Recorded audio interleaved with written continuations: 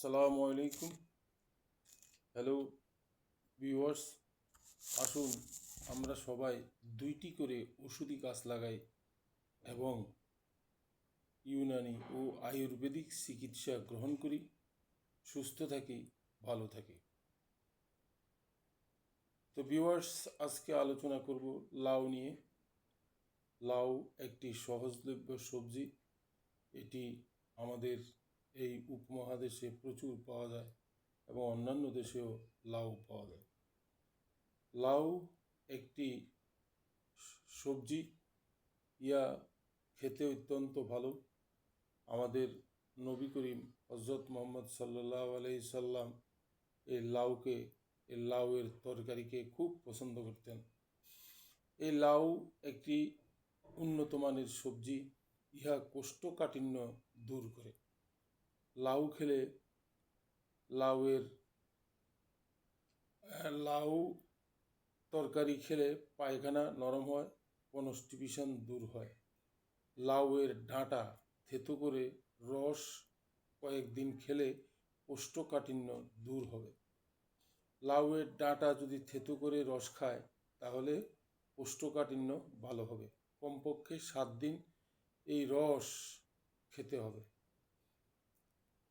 লাউয়ের ফুল সেতিতে ঘষে দিলে সেতি ভালো হয়।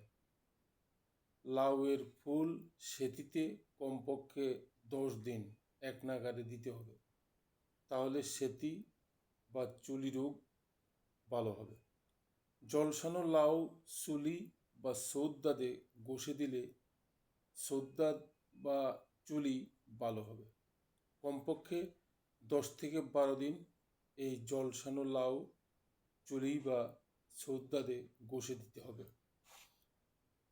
জলসানো লাউ মুখের ভিতর ঘষে দিলে পায়রিয়া রোগের উপকার হয়, পায়রিয়া ভালো হয়। দাঁতের যে রোগ পায়রিয়া সেটি ভালো হবে যদি জলসানো লাউ মুখের ভিতর ঘষে দেওয়া যায়। তবে কমপক্ষে 10 থেকে 12 দিন ঘষতে হবে এক নাগাড়ে, তাহলে এই পায়রিয়া রোগ নির্মূল হবে। লাউ এখন সব সিজনেই পাওয়া যায়। লাউ আমরা প্রতিদিন খেতে পারি সবজি হিসাবে। এটি খেলে স্বাস্থ্যের জন্য অত্যন্ত ভালো এবং বেশিরভাগ লোকেই লাউয়ের এই তরকারি পছন্দ করেন।